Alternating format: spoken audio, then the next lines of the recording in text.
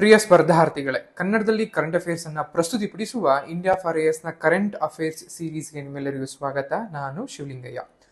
ಹಿಂದಿನ ವಿಡಿಯೋದಲ್ಲಿ ಲೋಕಮಾತಾ ಅಂತಾನೆ ಪ್ರಸಿದ್ಧಿಯಾಗಿರುವ ಅಹಲ್ಯಾಬಾಯಿ ಹೋಳ್ಕರ್ಗೆ ಸಂಬಂಧಪಟ್ಟಂತಹ ಮಾಹಿತಿಯನ್ನ ಈ ವಿಡಿಯೋದಲ್ಲಿ ನೋಡ್ತಾ ಹೋಗೋಣ. ಇತ್ತೀಚೆಗೆ ರಾಷ್ಟ್ರದ ಮಾನ್ಯ ಪ್ರಧಾನಮಂತ್ರಿಗಳಾದಂತಹ ಶ್ರೀ ನರೇಂದ್ರ ಮೋದಿಯವರು ಲೋಕಮಾತಾ ಅಹಲ್ಯಾಬಾಯಿ ಹೋಳ್ಕರ್ ಅವರ ಜನ್ಮ ವಾರ್ಷಿಕೋತ್ಸವದೊಂದು ಗೌರವವನ್ನು ಸಲ್ಲಿಸುತ್ತಾ ಅವರ ಒಂದು ಬುದ್ಧಿವಂತಿಕೆ, ಸಹಾನುಭೂತಿ ಮತ್ತು ಸಾರ್ವಜನಿಕ ಕಲ್ಯಾಣಕ್ಕಾಗಿ ಹೋಳ್ಕರ್ ಅವರ ಅಚಲ ಬದ್ಧತೆಯನ್ನ ಇಡೀ ರಾಷ್ಟ್ರವು ಆಳವಾದ ಗೌರವ ಮತ್ತು ಪೂಜ್ಯ ಭಾವನೆಯಿಂದ ಸ್ಮರಿಸಬೇಕು ಅನ್ನುವಂತಹ ಮಾತುಗಳನ್ನು ಆಡಿದ್ರು. ಅಹಲ್ಯಾಬಾಯಿ ಅವರು ಸುದ್ದಿನಲ್ಲಿದ್ರು. ಹಾಗಿದ್ರೆ ಯಾರಿದು ಅಹಲ್ಯಾಬಾಯಿ? ಅವರನ್ನ ಇಡೀ ದೇಶವ ಏನಕ್ಕೆ ಕೊಂಡಾಡುತ್ತೆ? ಅವರು ಮಾಡಿದಂತಹ ಸಾಧನೆಗಳು ಮತ್ತು ಆ ಸಾಧನೆಗಳಿಂದ ಅಥವಾ ಅವರು ತೆಗೆದುಕೊಂಡಂತಹ ಸುಧಾರಣೆಗಳು ಹೇಗೆ ಇಂದಿಗೂ ಮಧ್ಯ ಭಾರತದ ಜನರ ಒಂದು ಜೀವನ ಮಟ್ಟದ ಒಂದು ಆದಾಯದಲ್ಲಾಗಿರ್ಬೋದು, ಸಾಮಾಜಿಕವಾಗಿ, ಶೈಕ್ಷಣಿಕವಾಗಿ ಹೇಗೆ ಸಹಾಯವನ್ನ ಮಾಡ್ತಾ ಇದ್ದಾವೆ ಎನ್ನುವಂತಹ ಮಾಹಿತಿಯನ್ನ ಈ ವಿಡಿಯೋದಲ್ಲಿ ನೋಡ್ತಾ ಹೋಗೋಣ. ಮೊದಲಿಗೆ ಅಹಲ್ಯಾಬಾಯಿಯವರ ಒಂದು ಬಾಲ್ಯವನ್ನ ಅಥವಾ ಅವರ ಕುರಿತಾದ ಮಾಹಿತಿಯನ್ನ ನೋಡೋದಾದ್ರೆ, ನಿಮ್ಗೆಲ್ಲ ಗೊತ್ತಿರೋ ಹಾಗೆ ಮರಾಠ ಅಂತ ಬಂದಾಗ ಅಥವಾ ಮರಾಠ ಪೇಶ್ವೆಗಳು ಅಂತ ಬಂದಾಗ ಅವರ ಒಕ್ಕೂಟವನ್ನ ನೋಡ್ತೀವಿ. ಅಂದ್ರೆ 5 ಮನೆತನಗಳನ್ನ ನಾವು ನೋಡ್ತಾ ಇದ್ದು. ಅದರಲ್ಲಿ ಒಂದು ಮಾಳ್ವಾ ಅಥವಾ ಈ ಒಂದು ಇಂದೋರ್ನಲ್ಲಿ ಇದ್ದಂತಹ ಹೋಳ್ಕರ್ ಮನೆತನ ಅಂತ ನಾವೊಂದು ಕರಿತೀವಿ. ಇದು ತನ್ನ ಬೇಸ್ ಇಂದಿನ ಒಂದು ಮಧ್ಯಪ್ರದೇಶದ ಇಂದೋರ್ನಲ್ಲಿ ತನ್ನ ಒಂದು ಬೇಸನ್ನ ಅಥವಾ ತನ್ನ ಒಂದು ವಿಸ್ತೀರ್ಣವನ್ನ, ವ್ಯಾಪ್ತಿಯನ್ನ ಹೊಂದಿದ್ದಾಗಿತ್ತು. ಸೊ ಮರಾಠ ಸಾಮ್ರಾಜ್ಯದ ಒಂದು ಮಾಳ್ವಾ ಅನ್ನುವಂತಹ ಪ್ರಾಂತ್ಯ ಏನಿದೆ ಅದರ ರಾಣಿಯಾಗಿ ಅಹಲ್ಯಾಬಾಯಿ ಹೋಳ್ಕರ್ ಅವರು ಇದ್ರು. ಇವರು ಮಹೇಶ್ವರವನ್ನ, ಅಂದ್ರೆ ಇಂದಿನ ಮಧ್ಯಪ್ರದೇಶದಲ್ಲಿರುವಂತಹ ಮಹೇಶ್ವರ ಅನ್ನುವಂತಹ ಜಾಗವನ್ನ ತನ್ನ ರಾಜಧಾನಿಯನ್ನಾಗಿ ಮಾಡಿಕೊಂಡು ಹೋಳ್ಕರ್ ಮನೆತನದವರಾದಂತಹ ಅಹಲ್ಯಾಬಾಯಿ ಅವರು ಆಳ್ವಿಕೆಯನ್ನ ನಡೆಸ್ತಾರೆ. ಭಾರತೀಯರ ಒಂದು ಮನದಾಳದಲ್ಲಿ ಸ್ಥಿರಸ್ಥಾಯಿಯಾಗಿ ಉಳಿದಿರುವಂತಹ ಈಕೆ ಉತ್ತಮ ಆಡಳಿತ, ಸಾಮಾಜಿಕ ಕಲ್ಯಾಣಗಳು, ಜನಪರವಾದಂತಹ ಕಾರ್ಯಗಳು, ಧಾರ್ಮಿಕವಾದಂತಹ ದಾನ ದತ್ತಿ ಮತ್ತು ದೇವಸ್ಥಾನಗಳ ಜೀರ್ಣೋದ್ಧಾರ, ಶೈಕ್ಷಣಿಕ ಮತ್ತು ಸಾಂಸ್ಕೃತಿಕ ಅಭಿವೃದ್ಧಿಗಳಿಂದಾಗಿ ಪ್ರತಿಯೊಬ್ಬ ಭಾರತೀಯರ ಮನೆ ಮಾತಾಗಿದ್ದಾರೆ ಅಂತ ಅಂದ್ರೆ ತಪ್ಪಾಗ್ಲಾರು. ಇವರು ಅನೇಕ ದೇವಾಲಯಗಳನ್ನ ಸ್ಥಾಪನೆ ಮಾಡ್ತಾರೆ, ಜೀರ್ಣೋದ್ಧಾರ ಮಾಡ್ತಾರೆ ಮತ್ತು ದೇವಸ್ಥಾನಗಳ ಅಕ್ಕಪಕ್ಕದಲ್ಲಿದ್ದಂತಹ ಸ್ಥಾನಘಟ್ಟಗಳು, ಧರ್ಮಛತ್ರಗಳು ಅವುಗಳನ್ನೆಲ್ಲವನ್ನು ಕೂಡ ಕಟ್ಟಿಸ್ತಾ ಬರ್ತಾರೆ. ಅಹಲ್ಯಾಬಾಯಿಯವರ ದಾನ ದತ್ತಿಗಳು ಇಡೀ ಮಾಳ್ವ ಒಂದು ಪ್ರಾಂತ್ಯ ಅಲ್ಲದೆ ಭಾರತದ ಒಂದು ಖಂಡದಾದ್ಯಂತ ವಿಸ್ತರಿಸ್ತು ಅಂತಲೂ ಕೂಡ ಹೇಳ್ತಾ ಬರ್ತಾರೆ. ಯಾಕೆಂದ್ರೆ ಹೋಳ್ಕರ್ ಅಥವಾ ಮಾಳ್ವ ಅನ್ನುವಂಥದ್ದು ಕೇವಲ ಮಧ್ಯಪ್ರದೇಶದಲ್ಲಿದ್ದು, ಆದ್ರೆ ಅವರು ಸೋಮೇಶ್ವರ ಟೆಂಪಲ್ ಆಗಿರ್ಬೋದು, ಕಾಶಿ ವಿಶ್ವನಾಥ ಆಗಿರ್ಬೋದು, ಸದರನಲ್ಲಿರುವಂತಹ ದಕ್ಷಿಣದಲ್ಲೂ ಕೂಡ ಕೆಲವು ದೇವಸ್ಥಾನಗಳಿಗೆ ಜೀರ್ಣೋದ್ಧಾರವನ್ನ ಮಾಡೋದ್ರ ಮೂಲಕ ಅವರು ಮಾಡ್ತಾ ಬರ್ತಾರೆ. ಅವರ ಒಂದು ಹಿನ್ನೆಲೆಯನ್ನ ನೋಡೋದಾದ್ರೆ ಅಹಲ್ಯಾಬಾಯಿ ಅವರು ಮಹಾರಾಷ್ಟ್ರದ ಚೌಂಡಿ ಅನ್ನುವಂತಹ ಗ್ರಾಮದಲ್ಲಿ, ಇಂದಿನ ಅಹಮದ್ ನಗರ ಜಿಲ್ಲೆ ಅಂತ ನಾವೇನ್ ಕರಿತೀವಿ, ಆ ಒಂದು ಜಿಲ್ಲೆಯ ಚೌಂಡಿ ಗ್ರಾಮದಲ್ಲಿ ಮಾಕೋಜಿ ಶಿಂದೆ ಮತ್ತು ಸುಶೀಲಾ ಶಿಂದೆ ದಂಪತಿಯವರ ಪುತ್ರಿಯಾಗಿ ಜನನವನ್ನ ತಾಳ್ತಾರೆ.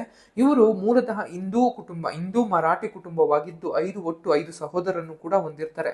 ಇವರ ತಂದೆ ಅಂದ್ರೆ ಮಾಕೋಜಿ ಶಿಂದೆ ಅವರು ದಂಗರ್ ಅನ್ನುವಂತಹ ಒಂದು ಕುಟುಂಬದ ಮುಖ್ಯಸ್ಥರಾಗಿರ್ತಾರೆ ಮತ್ತು ಮಾಕೋಜಿ ಶಿಂದೆ ಅವರು ಗ್ರಾಮದ ಒಂದು ಪಾಟೀಲ್ ಆಗಿಯೂ ಕೂಡ ಸೇವೆಯನ್ನ ಸಲ್ಲಿಸ್ತಾ ಇರ್ತಾರೆ. ಮದ್ವೆ ಆದ್ಮೇಲೆ ಮಾಳ್ವ ಪ್ರಾಂತ್ಯದ ಒಂದು ಜವಾಬ್ದಾರಿಯನ್ನ ವಹಿಸಿಕೊಂಡಂತಹ ಈ ಒಂದು ಅಹಲ್ಯಾಬಾಯಿ ಅವರು ಅವರ ಸೈನ್ಯಕ್ಕೆ ಜಹಾಗೀರನ್ನ ಕೊಟ್ಟು ತಮ್ಮ ಸೋದರರನ್ನು ಕೂಡ ಸೇರಿಸ್ಕೊಳ್ತಾ ಬರ್ತಾರೆ. ಅಂದ್ರೆ ಒಂದು ಜನಪದ ಒಂದು ಕಥೆಯ ಪ್ರಕಾರ ಮರಾಠ ಪೇಶ್ವೆ ಆದಂತಹ ಬಾಜಿರಾವ್ ಸೈನ್ಯದ ಕಮಾಂಡರ್ ಮತ್ತು ಮಾಳ್ವಾದ ಒಂದು ದೊರೆಯಾದಂತಹ ಮಲ್ಹಾರ್ ರಾವ್ ಹೋಳ್ಕರ್ ಅವರು ಪುಣೆಗೆ ಹೋಗುವಂತಹ ದಾರಿಯಲ್ಲಿ ಚಂಡಿ ಅನ್ನುವಂತಹ ಗ್ರಾಮದಲ್ಲಿ ವಿಶ್ರಮಿಸುತ್ತಿದ್ದಾಗ ಆ ದೇವಾಲಯದ ಒಂದು ಧರ್ಮ ಕಾರ್ಯದಲ್ಲಿ ನಿರತಲಾಗಿದ್ದಂತಹ 8 ವರ್ಷದ ಬಾಲಕಿಯಾಗಿದ್ದಂತಹ ಅಹಲ್ಯಾಬಾಯಿಯವರನ್ನ ನೋಡಿ ಆಕೆಯ ಧರ್ಮನಿಷ್ಠೆ, ಚಾರಿತ್ರ್ಯಗಳಿಂದ ಪ್ರಭಾವಿತನಾದಂತಹ ಮಲ್ವರ್ ರಾವ್ ಹೋಳ್ಕರ್ ಅವರು ತಮ್ಮ ಪುತ್ರ ಖಂಡೇರಾವ್ಗನಿಗೆ ಈಕೆಯೇ ಒಂದು ತಕ್ಕ ಪತ್ನಿ, ಈಕೆಯೇ ಸರಿಯಾದಂತಹ ಪತ್ನಿ ಅನ್ನುವಂತಹ ಒಂದು ಮನಸ್ಸಿನಿಂದ ಆಕೆಯನ್ನ ತನ್ನ ಮಗನಿಗೆ ಮದುವೆಯನ್ನ ಮಾಡಿಕೊಡ್ತಾರೆ. ಆಕೆ ಅಹಲ್ಯಾಬಾಯಿಯವರು ಮದುವೆ ಆದಾಗ ಅವರಿಗೆ ಕೇವಲ 8 ವರ್ಷಗಳಾಗಿರ್ತವೆ. ಆ ನಂತರದಲ್ಲಿ 1945ರಲ್ಲಿ ಮಲೋಜಿ ಎಂಬುವಂತಹ ಗಂಡು ಮಗು ಮತ್ತು 1748ರಲ್ಲಿ ಮುಕ್ತಾಬಾಯಿ ಎನ್ನುವಂತಹ ಹೆಣ್ಣು ಮಗು ಇವರಿಗೆ ಜನಿಸುತ್ತೆ.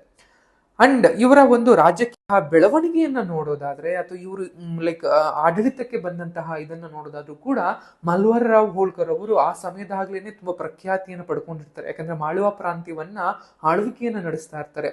ಕುರಿಗಾಹಿ ವೃತ್ತಿಯನ್ನು ಕೂಡ ಮೀರಿ, ಅಂದ್ರೆ ಅವರು ಮೂಲತಃ ಕುರಿಗಾಹಿ ಆದಂತಹ ವೃತ್ತಿಯನ್ನ ಮಾಡ್ತಾ ಇರ್ತಾರೆ, ಬಟ್ ಅದನ್ನು ಮೀರಿ 7 ಲಕ್ಷ ಮತ್ತು ಅದಕ್ಕಿಂತಲೂ ಹೆಚ್ಚಿನ ಒಂದು ವಾರ್ಷಿಕ ಆದಾಯವನ್ನು ನೀಡುವಂತಹ 30 ಪರಗಣಗಳನ್ನ ಸಂಗ್ರಹಿಸುವ ಪ್ರದೇಶದ ಮೇಲೆ ಸುಬೇದಾರ್ ಆಗಿ ಅವರು ಅಧಿಕಾರವನ್ನು ನಡೆಸ್ತಾ ಇರ್ತಾರೆ. ಸೊ ಅದರಿಂದಾಗಿ ಅವರು ತುಂಬಾ ಒಂದು ಏನು ಶಿಸ್ತಿನ ಮತ್ತು ಒಂದು ಅಧಿಕಾರದ ಮನೆತನದಲ್ಲಿ ಇದ್ದಂಥವ್ರು. 1750 ಹೊತ್ತಿಗೆ ಪೇಶ್ವೆಗಳು ಏನು ಮರಾಠ ಸಾಮ್ರಾಜ್ಯದ ಅಧಿಕೃತ ಆಡಳಿತಗಾರರಾಗ್ತಾರೆ. ಆನಂತರದಲ್ಲಿ ಮರಾಠ ಸಾಮ್ರಾಜ್ಯಕ್ಕೆ ಸಲ್ಲಿಸಿದ ಸೇವೆಯನ್ನ ಪರಿಗಣಿಸಿ ಪೇಶ್ವೆ ಸರ್ಕಾರದಿಂದ ಮಲ್ಹಾರ್ ರಾವ್ಗೆ ಮೋಕೋಸಾ ಅನ್ನುವಂತಹ ಅಂದ್ರೆ ಕಂದಾಯವನ್ನ ವಸೂಲು ಮಾಡುವಂತಹ ಅನುಮತಿಯನ್ನು ಕೂಡ ಕೊಡಲಾಗುತ್ತೆ. ಸರ್ದೇಶ್ಮುಖಿ, ಕಾಮವಿಶಿ ಅಂಡ್ ಪಾಟೀಲ್ ಎಂಬುವಂತಹ ಬಿರುದುಗಳನ್ನ ಕೊಡಲಾಗುತ್ತೆ. ಮಲ್ಹಾರ್ ರಾವ್ ಅವರ ರಾಜತಾಂತ್ರಿಕತೆಯಲ್ಲಿ ತುಂಬಾ ಕುಶಲರು ಕೂಡ ಆಗಿರ್ತಾರೆ. ಆ ನಂತರದಲ್ಲಿ ಅವರು ಬೆಳೆದು ಬರ್ತಾರೆ ಅಹಲ್ಯಬಾಯಿ ಅವರು. ಸೊ ಅವರಿಂದ ತುಂಬಾ ಕಲಿತಾ ಬರ್ತಾರೆ, ಅಂದ್ರೆ ಸೈನ್ಯದಲ್ಲಾಗಿರ್ಬೋದು, ಬಿಲ್ಲುಗಾರಿಕೆ ಆಗಿರ್ಬೋದು, ಅಥವಾ ಓದು ವಿದ್ಯೆಗಳಾಗಿರ್ಬೋದು, ಇದೆಲ್ಲವನ್ನು ಕೂಡ ತಂದೆಯಿಂದ ಮತ್ತು ಮಾವನಿಂದ ಅಂದ್ರೆ ಮಲ್ಹಾರ್ ರಾವ್ ಹೋಳ್ಕರ್ ಏನಿರ್ತಾರೆ ಅವರಿಂದ ತುಂಬಾನೇ ಕಲಿತಾ ಬರ್ತಾರೆ. ಅಹಲ್ಯಬಾಯಿ ಅವರಿಗೆ ಯಾವುದೇ ರಾಜಕೀಯ ಶಿಕ್ಷಣ ಕೊಟ್ಟಿರೋ ಬಗ್ಗೆ ಉಲ್ಲೇಖಗಳಿಲ್ಲ. ಆದ್ರೂ ಕೂಡ ಅವರು ಓದು ಬರಹವನ್ನ ಕಲಿತಿದ್ರು ಅಂತಾನು ಕೂಡ ಹೇಳ್ತಾ ಬರ್ತಾರೆ. ಅಂಡ್ 1754ರಲ್ಲಿ ಖಂಬೇರ್ ಅನ್ನುವಂತಹ ಕದನದಲ್ಲಿ ತಮ್ಮ ಪತಿಯವನ್ನ ಕಳ್ಕೋತಾರೆ. ಅಂದ್ರೆ ಆ ಒಂದು ಯುದ್ಧದಲ್ಲಿ ಮಲ್ಹಾರ್ ರಾವ್ ಅವರ ಪುತ್ರ ಆದಂತಹ ಖಂಡೇರಾವ್ ಅವರು ಮರಣವನ್ನ ಹಪ್ತಾರೆ. ಆನಂತರದಲ್ಲಿ ಅಧಿಕಾರವನ್ನ ಮಾವನಿಂದ ಈಕೆ ಅಂದ್ರೆ ಅಹಲ್ಯಬಾಯಿಯವರು ವಹಿಸ್ಕೊಳ್ತಾ ಬರ್ತಾರೆ. ಹೀಗೆ ಅವರ ಒಂದು ಅಧಿಕಾರ ಹಸ್ತಾಂತರ ಅನ್ನುವಂಥದ್ದು ನಡೆಯುತ್ತೆ. 1754ರಲ್ಲಿ ಇಮಾದ್ ಉಲ್ ಮುಲ್ಕ್ ಮತ್ತು ಮೊಹಮ್ಮದ್ ಚಕ್ರವರ್ತಿ ಅಹಮದ್ ಶಾ ಬಹದ್ದೂರ್ ಅವರ ಸೇನಾಪತಿಯಾದಂತಹ ಮೀರ್ ಬಕ್ಷಿ ಅವರ ಬೆಂಬಲದ ಕೋರಿಕೆ ಮೇರೆಗೆ ಮಲ್ಹಾರ್ ರಾವ್ ಅವರು ಭರತ್ಪುರದ ಚಾಟಾರಾಜ್ ಸೂರಜ್ ಮಲ್ಲನ ಕುಮ್ಹೇರ್ ಕೋಟೆನ ಮುತ್ತಿಗೆ ಹಾಕ್ತಾರೆ. ಬಟ್ ಆ ನಂತರದಲ್ಲಿ ಅಲ್ಲಿ ಮೋಸಗಳಾಗಿ ಅವರ ಅಹಲ್ಯಬಾಯಿಯವರ ಪತಿಯವರು ಸಾವಿಗೆ ಕಾರಣ ಆಗತ್ತೆ. ಗಂಡನ ಮರಣ ನಂತರ ಅಹಲ್ಯಬಾಯಿ ಅವರು ಅವರ ಮಾವ ಸತಿ ಏನಿರುತ್ತೆ, ಅಂದ್ರೆ ಆಗಿನ ಕಾಲದಲ್ಲಿ ಮಧ್ಯ ಭಾರತದಲ್ಲಿ ಸತಿ ಅನ್ನುವಂಥದ್ದು ತುಂಬಾ ಫೇಮಸ್ ಆಗಿರುತ್ತೆ. ಅಂದ್ರೆ ಚಾಲ್ತಿಯಲ್ಲಿರುತ್ತೆ, ಫೇಮಸ್ ಅನ್ನೋದಕ್ಕಿಂತ ಚಾಲ್ತಿ ಅಂತ ಕರಿಬಹುದು. ಚಾಲ್ತಿ ಅಂತ ಅಂದ್ರೆ ಗಂಡ ವೀರಮರಣವನ್ನೇನಾದ್ರೂ ಒಪ್ಪಿದ್ರೆ ಅಂಥದ ಸಮಯದಲ್ಲಿ ಅವರ ಪತ್ನಿಯು ಕೂಡ ಅವರ ಚಿತೆಯನ್ನು ಏರಿ ಸಾವನ್ನಪ್ಪುವಂಥದ್ದು ಒಂದು ಪದ್ಧತಿಯಾಗಿರುತ್ತೆ. ಅದನ್ನ ಅವರ ಮಾವ ಅವರು ತಡೀತಾರೆ. ಯಾಕೆಂದ್ರೆ ಈಕೆ ತುಂಬಾ ಗಟ್ಟಿಗಿತ್ತಿ ಮತ್ತು ಛಲಗಾತಿಯಾದಂತಹ ಹೆಣ್ಣು, ಹೀಗೆ ಇದಾಗಿ ಸಾವನ್ನು ಅಪ್ಪಬಾರದು ಅನ್ನುವಂಥದ್ದು. ಪತಿಯ ಮರಣಾನಂತರ ಮಲ್ಹಾರ್ ರಾವ್ ಹೋಳ್ಕರ್ ಅವರು ಕದನದಿಂದ ವ್ಯವಹಾರಗಳನ್ನ ಹೆಚ್ಚು ತೊಡಗಿಸಿಕೊಂಡು ಅದರಲ್ಲಿ ಪರಿಣಿತಿಯನ್ನ ಸಾಧಿಸ್ತಾ ಹೋಗ್ತಾರೆ. ತನ್ನ ಗಂಡನ ಮರಣದ ನಂತರದಲ್ಲಿ ಮಾವನ ಒಂದು ಮಾರ್ಗದರ್ಶನದಲ್ಲಿ ಒಂದು ಅಧಿಕಾರದ ಹಸ್ತಾಂತರ ಆಗಿರ್ಬೋದು, ತರಬೇತಿ ಆಗಿರ್ಬೋದು, ಇವೆಲ್ಲವನ್ನು ಕೂಡ ಪಡಿತಾ ಹೋಗ್ತಾರೆ. ಮಾವ ಮತ್ತು ಇದ್ದಂಥ ಒಬ್ಬ ಮಗನ ಮರಣದ ನಂತರ ತಮ್ಮ ಸೈನ್ಯದ ಬೆಂಬಲಕ್ಕಾಗಿ ಒಂದು ಪೇಶ್ವೆಗಳಿಗೆ ಆಡಳಿತಗಾರ ಆಗೋದಕ್ಕೂ ಕೂಡ ಅರ್ಜಿಯನ್ನು ಸಲ್ಲಿಸ್ತಾ ಬರ್ತಾರೆ. ಆನಂತರದಲ್ಲಿ ಅಧಿಕಾರವನ್ನು ವಹಿಸಿಕೊಂಡಂತಹ ಅಹಲ್ಯಬಾಯಿಯವರು ಮಾಳ್ವಾ ರಾಜ್ಯವನ್ನ ಯಾರೆಲ್ಲ ಒಳನುಗ್ಗಲಿಕ್ಕೆ ಆಗ ಸಂಚಾಗ್ತಿದ್ರು ಅವರ ವಿರುದ್ಧವೆಲ್ಲ ಯುದ್ಧವನ್ನ ಸಾರಿ ದಂಗೆಯನ್ನ ಹತ್ತಿಕ್ಕಿ ಮಾಳ್ವಾ ಪ್ರಾಂತ್ಯವನ್ನ ರಕ್ಷಣೆ ಮಾಡಿ ವೈಯಕ್ತಿಕವಾಗಿ ಸೈನ್ಯವನ್ನ ಯುದ್ಧಕ್ಕೆ ಕರೆತಂದು ಅವರನ್ನೆಲ್ಲರೂ ಕೂಡ ಹುರಿದುಂಬಿಸಿ ಯುದ್ಧವನ್ನ ಮಾಡ್ತಾ ಹೋಗ್ತಾರೆ.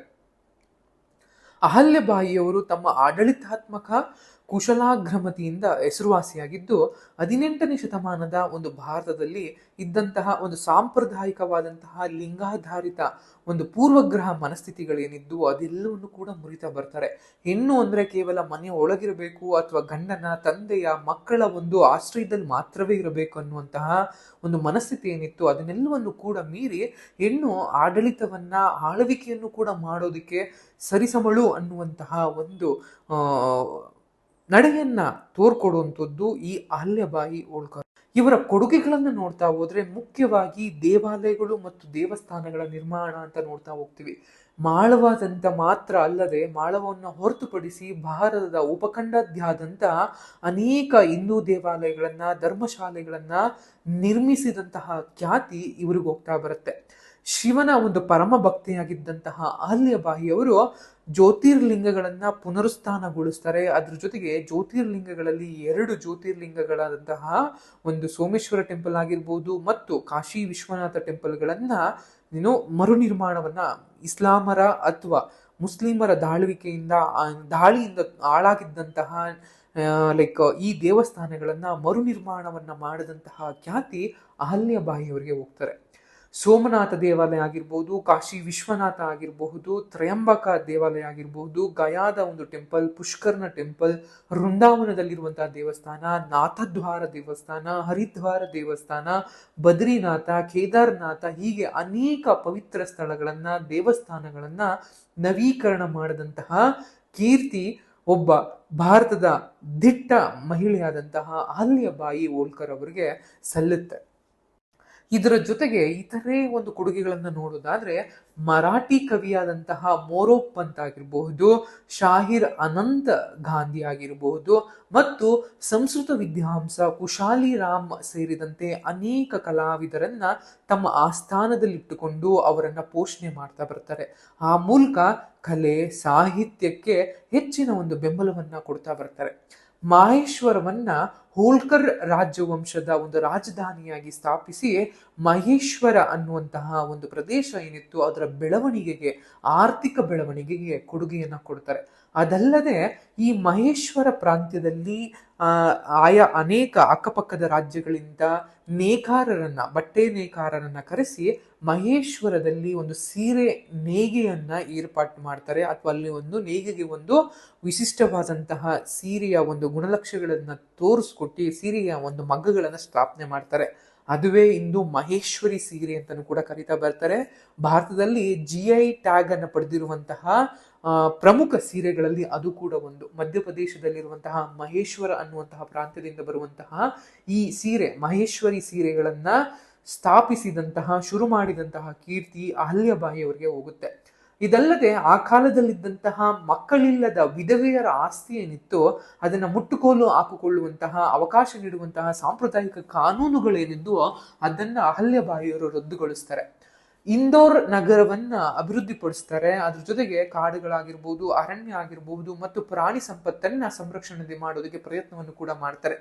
ಆ ಕಾಲಮನ್ನದಲ್ಲಿ, ಆ ಕಾಲಘಟ್ಟದಲ್ಲಿ ಪ್ರವರ್ಧಮಾನಕ್ಕೆ ಬರ್ತಿದ್ದಂತಹ ವ್ಯಾಪಾರ ವಾಣಿಜ್ಯಕ್ಕೆ ಹೆಚ್ಚಿನ ಕೊಡುಗೆಯನ್ನ ನೀಡ್ತಾ ಬರ್ತಾರೆ.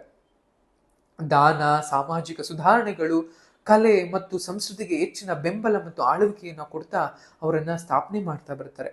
ಅವರನ್ನ ನೋಡೋದಾದ್ರೆ, ಅಂದ್ರೆ ಇಂದಿಗೂ ಕೂಡ ಅವರ ಪರಂಪರೆಯನ್ನು ನೋಡೋದಾದ್ರೆ ಅಹಲ್ಯಬಾಯಿ ಅವರನ್ನ ರಾಜಮಾತಾ, ಲೋಕಮಾತಾ, ತತ್ವಜ್ಞಾನಿ ಅಂತಲೂ ಕೂಡ ಕರೀತಾ ಬರ್ತಾರೆ. ಏಕೆಂದ್ರೆ ಕೇವಲ ಆಡಳಿತದಲ್ಲದೆ ಸಾಮಾಜಿಕವಾಗಿ, ಶೈಕ್ಷಣಿಕವಾಗಿ, ಆರ್ಥಿಕವಾಗಿ, ರಾಜಕೀಯವಾಗಿ ಅನೇಕ ಸುಧಾರಣೆಗಳನ್ನ ತಮ್ಮ ಮಾಳ್ವಾ ಪ್ರಾಂತ್ಯಾದ್ಯಂತ ಕೈಗೊಳ್ತಾರೆ. ಅದರಲ್ಲೂ ಕೂಡ ಅವರು ಸಾಂಸ್ಕೃತಿಕವಾಗಿ ತೆಗೆದುಕೊಂಡಂತಹ ಸುಧಾರಣೆಗಳು ಕೇವಲ ಮಾಳ್ವಾ ಪ್ರಾಂತ್ಯವಲ್ಲದೆ ಭಾರತದಾದ್ಯಂತ ಇಂದಿಗೂ ಕೂಡ ಕೊಡುಗೆಯಾಗಿ ನಿಂತಿದೆ.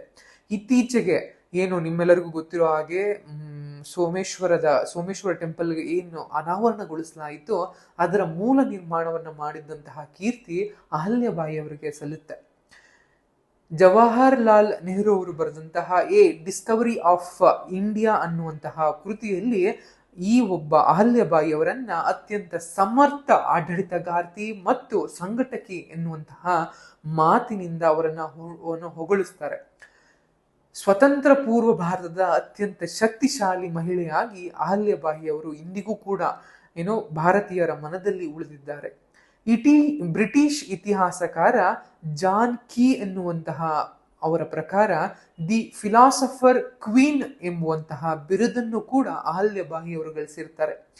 ಅವರ ಪರಂಪರೆ ಅನ್ನುವಂಥದ್ದು, ಲೆಗಸಿ ಅನ್ನುವಂಥದ್ದು ಧೈರ್ಯ, ನಾಯಕತ್ವ ಮತ್ತು ತನ್ನ ಜನರ ಮೇಲಿನ ಅನುಕಂಪದ ಒಂದು ಸಂಕೇತವಾಗಿ ಇಂದಿಗೂ ಕೂಡ ಉಳಿದಿದೆ. ಅಹಮದ್ ನಗರವನ್ನ ಪುಣ್ಯ ಶ್ಲೋಕ್ ಅಹಲ್ಯಾದೇವಿ ನಗರ, ಅಂದ್ರೆ ಇಂದಿಗೂ ಇರುವಂತಹ ಅಹಮದ್ ನಗರ ಅಂತ ಏನಿದೆ, ಆ ಅಹಮದ್ ನಗರದ ಹೆಸರನ್ನ ಬದಲಾಯಿಸಿ ಅದರ ಬದಲಿಗೆ ಪುಣ್ಯ ಶ್ಲೋಕ ಅಹಲ್ಯಬಾಯಿ ನಗರ ಅನ್ನುವಂತಹ ಮರುನಾಮಕರಣ ಮಾಡಬೇಕು ಅನ್ನುವಂತಹ ಪ್ರಸ್ತಾಪವೂ ಕೂಡ ಚರ್ಚೆಯಲ್ಲಿದೆ. ಅದೇನಾದರೂ ಕೂಡ ನೆರವೇರಿದ್ರೆ ಅಹಲ್ಯಬಾಯಿ ಅವರ ಹೆಸರು ನಾಮಧೇಯ ಚಿರುನುಣಿಯಾಗಿರುತ್ತೆ ಅಥವಾ ಅಜರಾಮರವಾಗಿರುತ್ತೆ ಅಂತ ಹೇಳ್ತಾ ಈ ವಿಡಿಯೋ ಮಾಡ್ತಾ ಇದ್ದೀನಿ. Thank you.